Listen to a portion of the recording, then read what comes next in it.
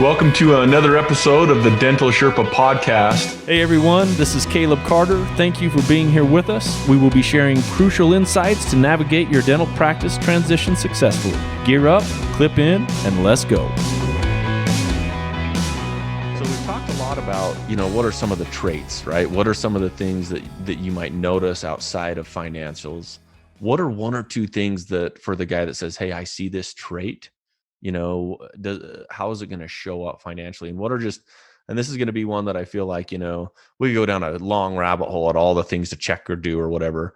But what are your hey, here's some really high level, but important things, Doc, that you should be checking financially, monthly, weekly, quarterly, yearly? Let me take you inside the mind of the embezzler for a minute, Caleb. And here's how they think. There are two kinds of doctors out there. There are those who know how much the bank deposit should be today, and there are those who don't.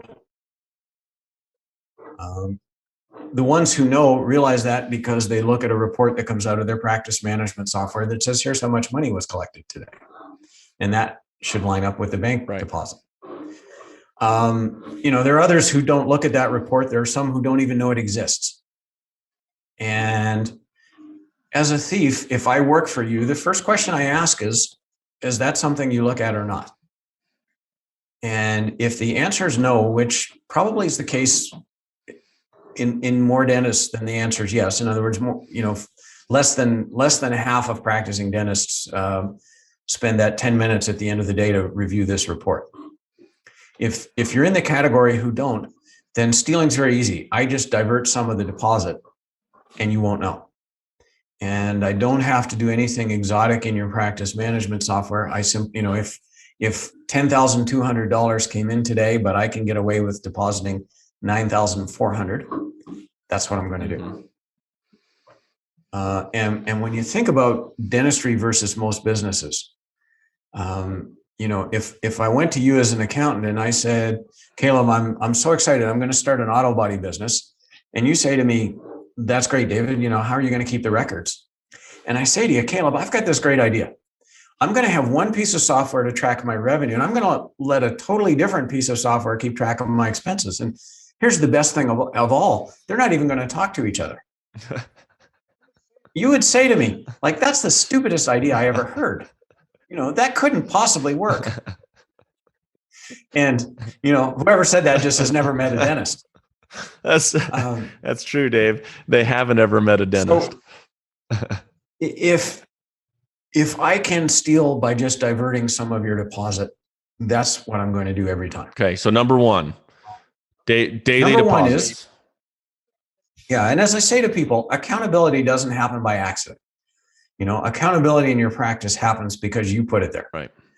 And one of the first pieces of that is, at the end of the day, I print off my day end report from my software, and I sit there and I spend 10 minutes and I look at it and I make sure that the amount of money that went into the bank, and I have to do this a day or two later, the amount of money that actually went into the bank, not the deposit slip in front of me, but the, what my online banking tells me went in the bank lines up with what the software said it should. Okay. Now, if you do that, you can still be stolen from. But it's a lot more complicated because now to steal from you, I need to make your software lie. Yeah, and they got to be a little bit more creative, right? Not as simple. Yeah. So and thinking in sort of Darwinian terms here, we will immediately weed out the bottom quartile of the embezzlement gene pool by simply checking that deposit against your software. The bottom quartile of the embezzlement gene pool. Another great one-liner. I don't think I've ever said that phrase before today, but that's going on our social media post. I need that in the social media post, and that's what is going to be in there. That is awesome. The bottom quartile of the embezzlement gene pool. All right. So number two then. Number one is to catch the bad embezzlers. Number one, daily deposits. Yeah. Number two. Yeah. Number two is to take the time to properly look at that daily report and understand what's in it. And, are the fees that I charged today recorded correctly?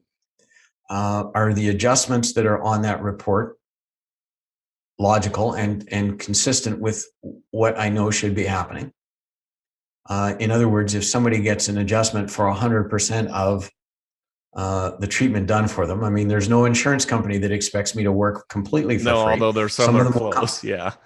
Some will take me perilously close, but they will insist on paying me pennies on the dollar. And so, are there adjustments that don't make sense? Did the people who were in for treatment who have copays, did they pay those copays? Because copays are a pretty common target of embezzlers. So, were the copays properly So tell paid? me this, David, because I can hear it already, right? Like I'm sitting in the mind of the dentist listening today, and he's like, so what you're telling me, David, is after I'm done with this long day and after I'm about ready to go home, I got to spend another 15 minutes reviewing my daily deposit, checking adjustments, et cetera, et cetera, et cetera. And I got to do that. So now I've tacked on an extra 10 to 20 minutes every day at the end of my day to review those deposit sheets. If I came to you at the end of the day and surprised you with that, I would understand your objection. Okay. If I said to you, no, Caleb, you can't go home yet. You got to stay this extra 15 minutes. What I just said a minute ago was accountability doesn't happen by accident. Okay. This is part of your day. If you want to see one less patient today to make that happen, that's probably a pretty good idea. There's a business theorist who does a lot of consulting with dentistry named Chuck Blakeman. And one of the things Chuck said that's very profound is that what kills a lot of businesses is that the practitioner is trying to make money. I mean, if your trade-off is I see one more patient and I bring in $150 from that, or I take the time to review this report, most dentists intellectually are going to want to see that patient and bring in that $150. Right. And, at some level, you got to see patients or nothing's going to happen. But also at some level, you actually have to run your business instead of it running you. So is this something though, Dave, that you say, okay, I can do my precursory checks on the deposits, some brief over at the end of the day, but I'm coming in on one Friday a month or 2 Fridays a month to do a more in-dive detail into what's happening there? I think that is another part of the job, but the review of that day-end report has to happen today. If you even wait one day, the degradation of your memory about what happened yesterday is enough that this becomes less than meaningful. And certainly, if you don't work Friday, so Thursday's day-end report doesn't get reviewed until Monday, that's useless. The time this really has to happen is when everything's fresh in your mind. Okay. And, to me, that's just part of your job, like putting on gloves is part of your job. Yeah. And you can bemoan the amount of time it takes you to load up on PPE before you see patients too, but I don't see anybody in a big rush to abdicate from that. Yeah, it's because their assistants are loading up the PPP or PPE. Well, but the difference is that one everybody kind of views as mandatory, and they review or they view looking at their own finances as being elective, and it's not. Yeah. So deposit slips, check them. Number 2, dive into a little bit more detail. Anything else financially? If you're saying the top 3 things that you're going to be able to use to spot fraud, the number 3rd thing is what? The next thing is this. A daily review is important. A monthly review is essential. So we have to ask ourselves some questions on a monthly basis. For example, if I'm holding 20 day-end reports that I accumulated during the month, and I add up the totals on all of those, do they equal the total from my month-end report? If they don't, Caleb, then something happened on a day when the practice was closed. Because that number has changed. Yeah, I mean, if the total collections from your 20 day-end reports is $37,842, your month-end report should say the same thing. If it says a different number, then there's a 21st report that you don't have. So let's just go back to our original concept that I know happens in several practices. doctor's not in, someone answers the phone, someone says I need to make a payment, doctor's not there, right? Like that's happening. I know what's happening. It's happening in several offices across the nation, if not almost all, right? To say, all right, so that day sheet, then no one's there to watch that person. They're there by themselves, right? And that day sheet should be showing up on the doctor's desk for Monday morning when he comes in, or for next Tuesday when he comes in. Is that what you're saying? Yeah. Well, I mean, there are two ways to do it. We think of a day sheet as covering 24 hours, and that's not quite how they work. The way day sheets work in practice management software is they cover the entire period since the last day sheet was printed. So it's totally fine not to do a day end on that, Saturday if somebody happens to be in and somebody makes a payment. And if you don't do a cutoff, that amount will just automatically get included in Monday's report. So just make sure the reports that you're checking are accurate, because they will cover previous days when you made that they articulate. Yeah. And that, the other basic equation that should always be there is, if you look at the accounts receivable at the beginning of the month and you add to it the fees charged during the month and you take off the payments collected during the month, the ending accounts receivable should be your total. Right? So opening AR plus net fees, in other words, net of adjustments minus collections, should always equal ending receivables. If they don't, then again, something happened that isn't in your records. Yeah.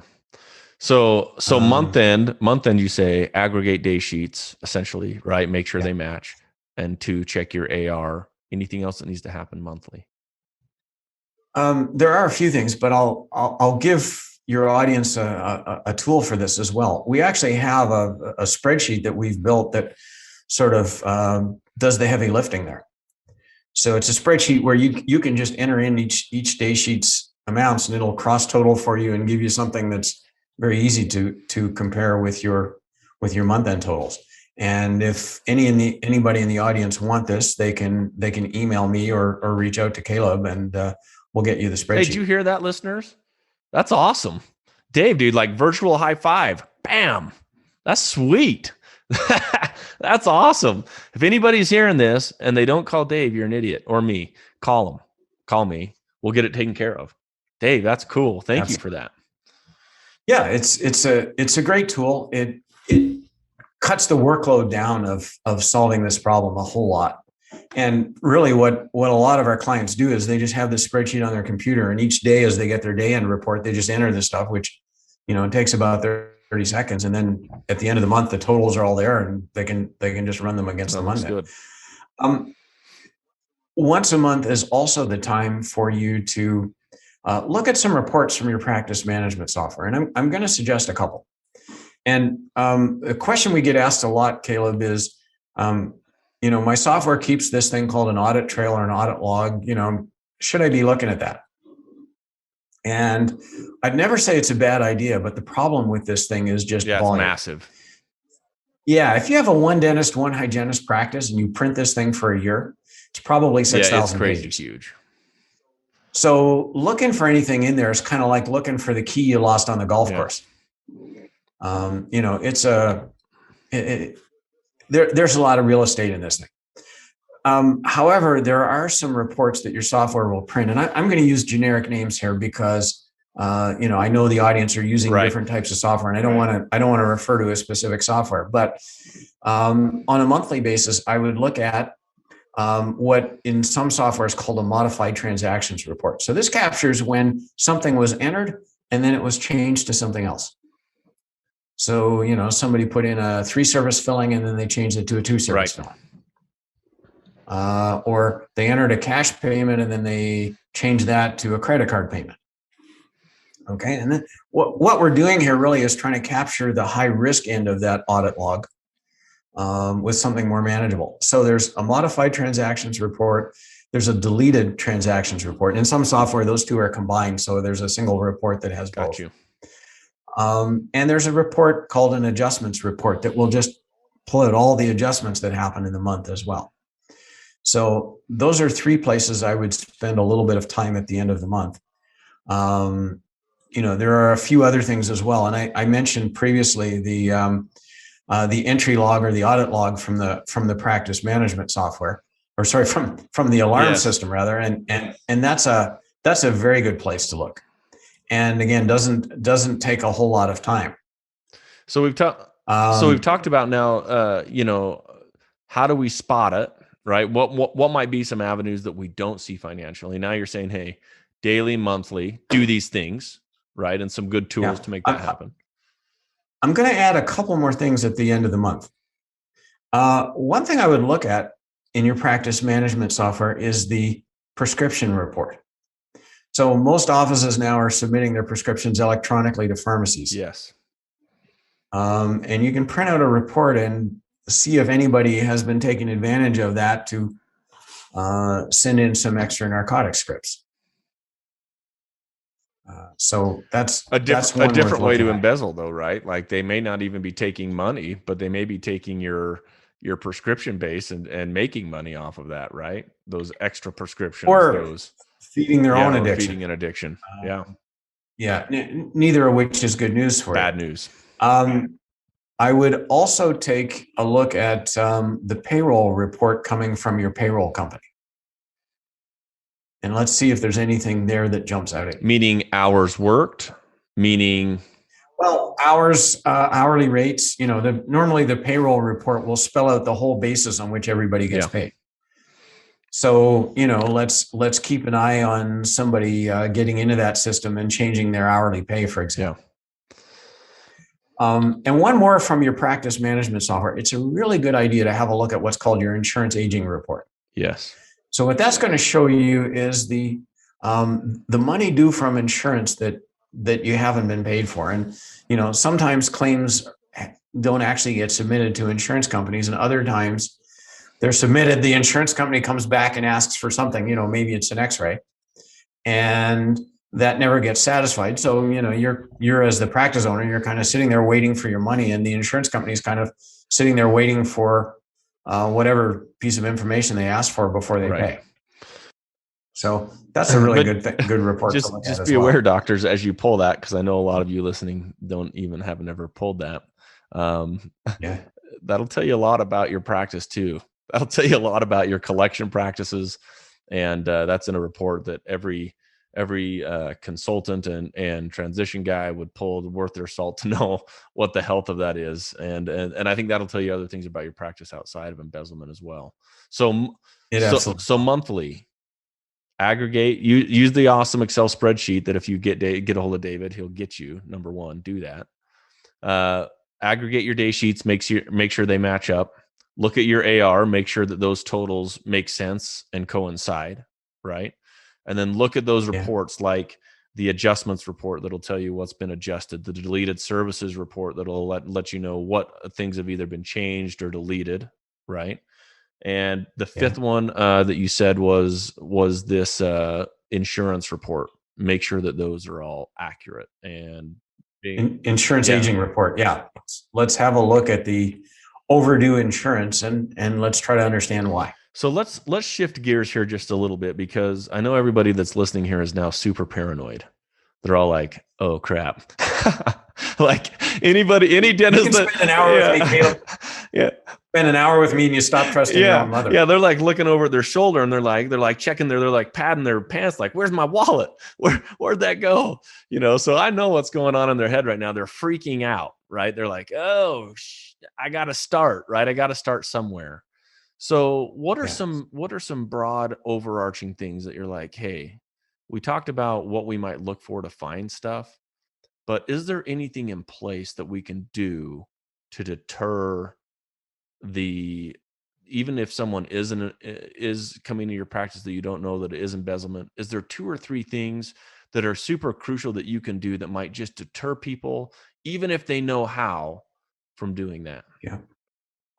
Well, let's go back to the beginning. And the beginning is often a hiring mistake. One of the things that I think we both know about dentists, Caleb, is that they hate the hiring process. I mean, the job of, starting with 50 resumes and getting down from the 50 to the 5 they want to interview and then picking the one they want to hire, they hate that. And like any job that you hate, when a shortcut comes along, you tend to grab it. And, they interview somebody and she knows their practice management software and she's well-spoken and well-dressed. And, at that moment, they just see themselves getting off this treadmill. Like, I won the lottery. Yeah. And, most of us think that we are better judges of character than we really are. Like, most of us think that we're above average drivers, which statistically isn't possible. I know I'm not, Dave. I'm a horrible driver, and I'll admit it. And they want to get, good to know, and they want to get off the treadmill. So they will take some shortcuts. Now, I'm going to give your audience a statistic that should get everyone's undivided attention. 70 million adults, 70 million Americans, so 1 in 4 adults has a criminal record. And yet the majority of dental hires are done without the benefit of a criminal records check.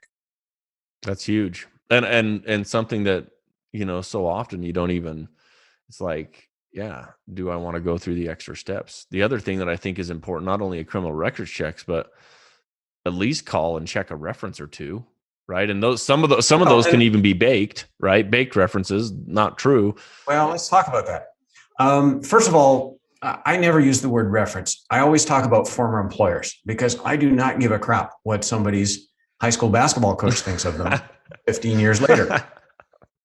Okay. So to me, character references are valueless, because I am sure that Adolf Hitler could have found 3 people who would have given him a positive character reference. Probably.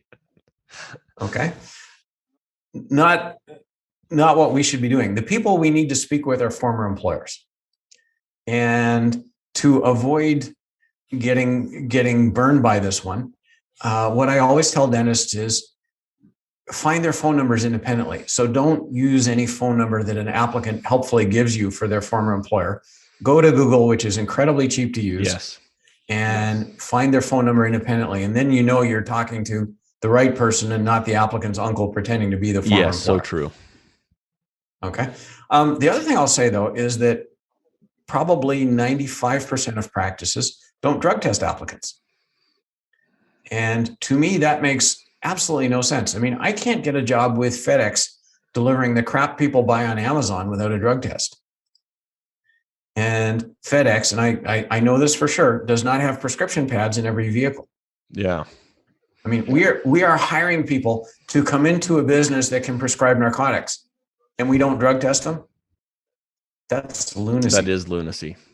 Now that you say it, it sounds crazy, right? Yeah. When you put it in those terms, I mean, it's, the answer is obvious. Yeah.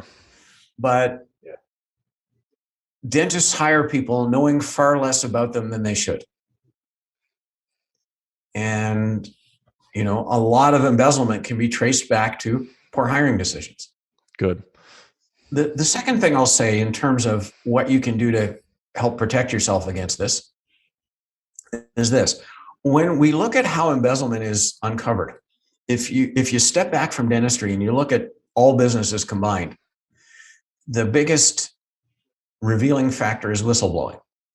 So across all businesses, whistleblowers account for about 40% of detection of embezzlement. Wow. When you narrow your focus to dentistry, Caleb, that number goes down to 9%. Yeah, I was going to say, like, very, very, very little of that.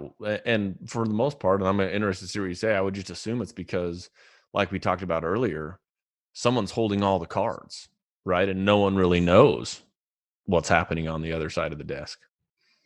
In a lot of the investigations that we do, there is somebody who, will come forward and confirm that, something was off, but they didn't know what it was. But if we can find a way to move from 9% somewhere closer to that 40-odd% in the rest of the world, that's going to help stop a lot of embezzlement before it turns into the really big dollars.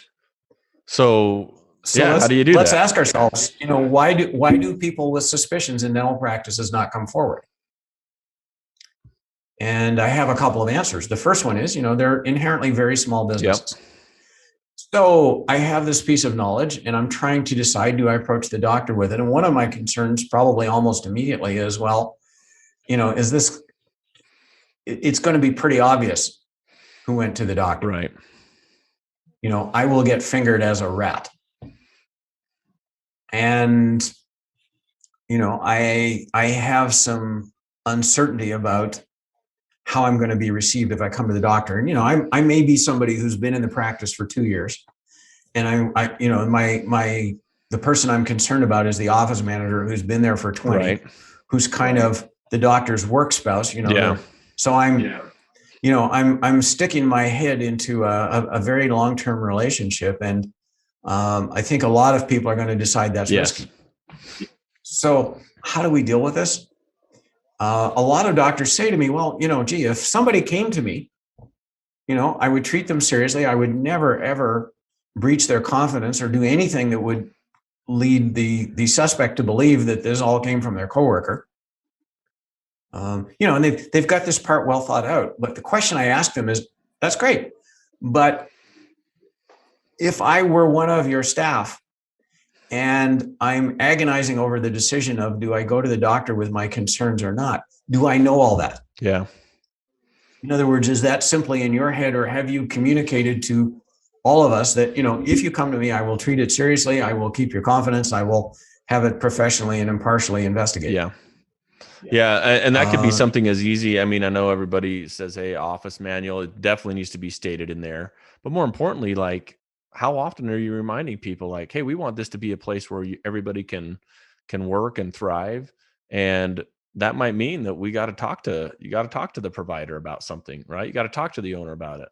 Come talk to me, right? I'm willing and able to listen. How do we make that happen?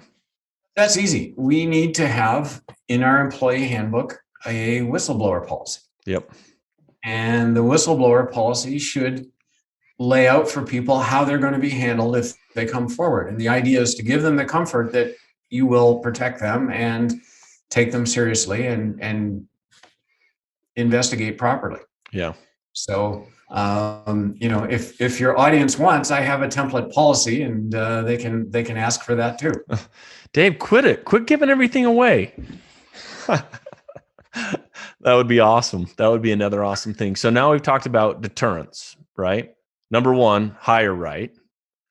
Number two, make sure that when you hire, a couple things you would recommend: background check, right, for criminal records, drug test, and check actual past employers using Google, calling that number, making sure that that's the right number. And then number four, whistleblower policy in your handbook, and bring that up. Don't just put it in there, right? Because half the people don't read it, or they say they don't, but bring it up. And certainly when you hire somebody, make a point of telling them, I expect you to come forward. And the other thing my whistleblower policy has, and if we want to start a little controversy, I'm going to do it right now, has a reward. So one of the issues I think with why people don't come forward is what I would call misplaced loyalty. In other words, they view their primary loyalty as being to their coworkers and not to their boss. Yeah. So how do you get around misplaced loyalty? It's easy. You bribe them. So let's put in place a reward. Yeah. And we can talk about how it's determined. But the point is that if the whistleblowing stops some kind of loss from happening, there should be a reward for that. Yeah. So you're saying basically a whistleblowing policy is to do the same thing I do to my children if I want them to do something. Bribe them. Well, in a constructive way. Yeah. I mean, the idea here is if I'm torn between, quote, ratting, and that word has moved into society's vocabulary. Right. Ratting on my coworker. If I'm not sure which direction my loyalty should be pointed in, typically money will sway that, bring it where it should be. Yeah. So anything else, any other deterrents? I think we mentioned one of the first that's best, also coming back, cross-training, right? Making sure that you have other people that can do those things and that can help see the parts of each other's work, right? Like we go back to this analogy of the poker game. If someone's holding all the cards all the time, it's really hard to have any transparency. So have some cross training, and maybe even some cross references, right? Don't let the same person fill out your deposit book all the time as the same person that's giving you the date sheet. Make those duties kind of be interacted and switched at any given moment. If you think about the financial functions in an office, there are really four of them. I mean, there's the receipt of cash, there's the recording of it, there's the depositing of that cash, and then there's the reconciliation. And in a lot of practices, all four functions are performed by the same person. Split it up, right? Split it up. Ideally, each of those happens by a different person. And the reconciliation part, this is where somebody goes back retrospectively and makes sure that the amount that went into the deposit, the amount that went into the bank is the same amount as in the practice management software. That should be outsourced. Yes. That shouldn't even be anybody in the practice. That should be your bookkeeper. Right? Your bookkeeper, your spouse, if they're, if they're willing and competent. Yeah. It's something you can do yourself if you really enjoy that kind of stuff, which probably isn't a huge part of the audience. But that needs to happen externally to the practice. Yeah. So you're left with three things, divide them up. And in a small office, which is often the case, one easy thing to do is make sure that you are the person who gets the mail. So don't allow the mail to come to the office. Get a post office box, and the doctor has the key, and the doctor is the one who picks up the mail on the way to work in the morning, and then gives it to staff. Yeah. So he has time to thumb through to see exactly where the statements are being sent, right? Well, to see the checks that are coming in from insurance companies, to get the bank statement and the merchant account statement and all those things. Yeah. Let's take receipt out of the equation. Now, you're still going to have patients coming in and paying over the counter, and that's not going to. Yeah, can't go away there. Yep. But let's take insurance receipts out of the problem. So anything else that someone could say, hey, if you don't know what's happening and you're like, hey, I don't, now that you're incredible, like we said, you're feeling for your wallet, right? Any other practices that you're like, hey, put this in, whether you have it or not, it's going to be a good deterrent. I'm going to quote you a former president of the United States who once said, trust, then verify. Every dentist is a healer first and a business person second. And, people, when clinicians deal with each other and with their patients in an environment of truth. And of course, not everybody functions that way. And, once dentists leave the clinical bubble, they just have a difficult time sometimes believing that their staff might not tell them the truth. So you need to have a skeptical mind about some things. And I recognize that doesn't always come easily to your audience, but in terms of what you can do to protect yourself, that's one of the best answers. Yeah. So, David, I just can't thank you enough for the awesome amount of time that you spent for everybody listening. I know that this is something that's on everybody's minds. They deal with, they think about. I'm a little bit sad that you had them, reaching for their wallet and, like you said, not being able to trust their mother. But I hope everybody listening here will just take a minute and digest what you've heard, and saying that a couple small changes in your practice and the way that you oversee things can prevent a big problem. And I just hope that as you listen, just like take a minute, reflect, and say, yeah, I'm going to have to spend an extra 10 minutes at the end of my day, right? I'm going to have to do that because that's what I'm going to have to do. And it's going to pay dividends for you in the long run. I'm going to have to spend some time reviewing my month end, and just do it. Just take the time and do it. So, David, I want to give you, though, the last minute here. Number one, wrap up any closing thoughts you would have. Number one. Number two, I want to make sure everybody here, and maybe we'll start with that, knows how to reach you if they think they've got a problem. Absolutely. And I'm always happy to spend time talking with a dentist, who will say to me, this is what I'm seeing in my practice. What do you think? I'm quite happy to be that sounding board, to have a no obligation conversation with anybody who's got concerns or who wants to ask me about how we can help them set up their systems in a way that those systems are going to protect them properly. Yeah.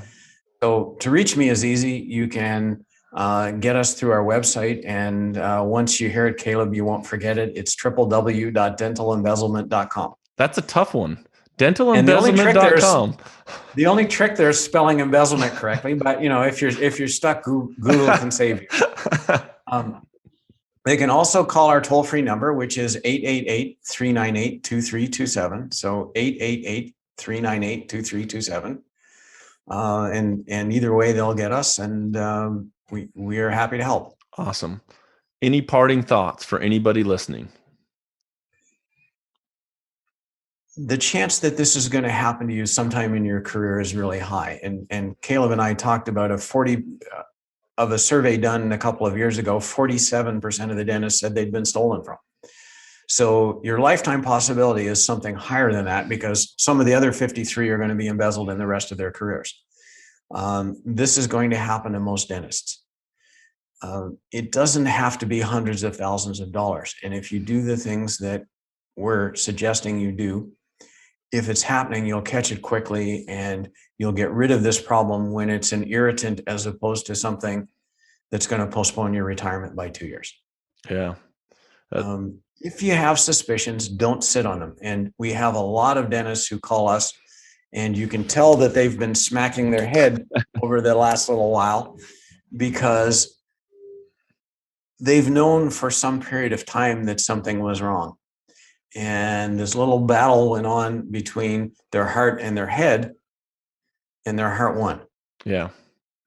Listen to your gut on this. If I can mix my anatomical analogies, when in the pit of your stomach, there's something wrong, don't ignore it. Yeah. And the other thing that I would think that is important is no matter how much you care for or think about this person, if you have those thoughts and inklings, you gotta check them out, right? Like you have to do that. And you can't allow them to hold you hostage through fear of you not knowing how you're going to be able to replace them or how you're going to approach them. Because so often in any dentist's life, they know a lot of times the right things that they have to do. They're afraid when it comes to anything to do with employees to make those changes, because deep down, dentists want to take care of people. That's what they do every day. And they see these people as people that they want to take care of. And they see their employees as people that help them get what they've done. And they know that they have families, and they know they have whatever else. And sometimes those decisions that are the right decisions don't happen because of the fear of losing that person, or even the fear of maybe being wrong. And then what happens? Right? If I accuse someone and it's wrong, then what happens? But be brave. Yeah, be brave. That's one of the monkeys that we can take off a dentist's back, because when a dentist calls me and talks to me, the first thing I'm going to say is, don't confront this person, because you're not ready to do that. Let us do our work first, and then, when it's time to confront, you will know what cards you have in your hand, as opposed to what you're going to do right now. What your assumptions are. Yeah. Yeah, exactly. And the final thing I'll say, Caleb, is that this is done almost inevitably by the employee who you trust the most.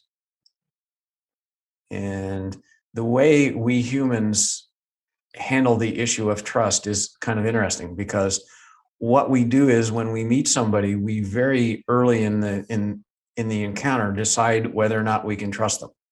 Yes. And if the answer to that is yes, we put that away in a box, and we don't ever want to open it again. Yep. And it's, you meet somebody on the street, or you're shopping for a new car, and you meet a salesman. I mean, again, you're going through this little assessment process. And in most of our interpersonal relationships, that's a one-time assessment. Yeah. And that's fine if your total interaction with that person is going to last half an hour.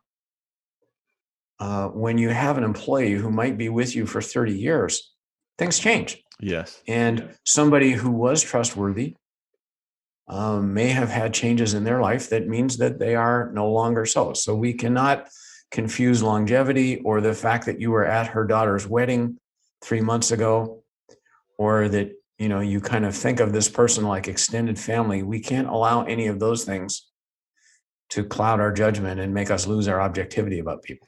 And I think, and I know I said this was closing minutes ago, but I think this is important.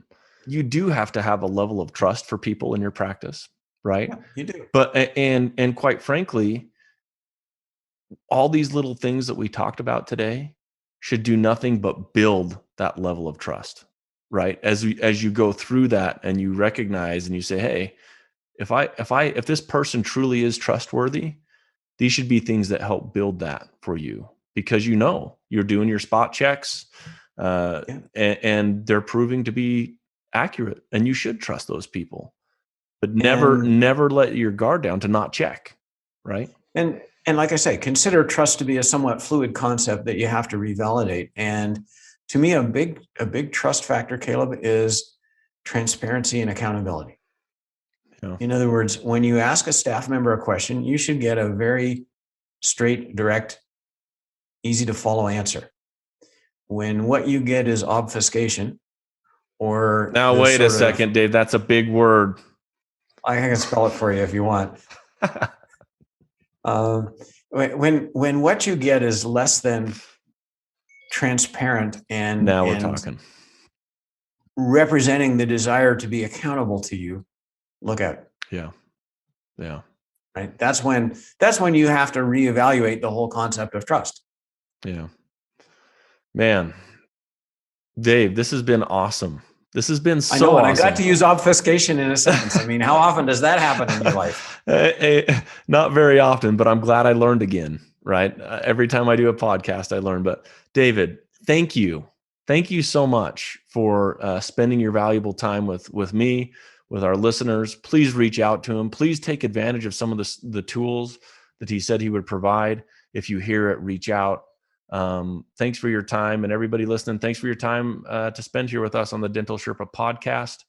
And until next time, keep your nose to the grind and look up and do some daily and monthly reports. Figure it out, right, Dave? Do the daily reports, figure out your deposit slips, and start this monthly thing. And I think you'll be very, very happy with the results. Dave, thank you again for your time. And please find him at www.dentalembezzlement.com, right? And if you don't know it, you can Google it. Thanks again, Dave. I appreciate you. And I hope we all can have a good week.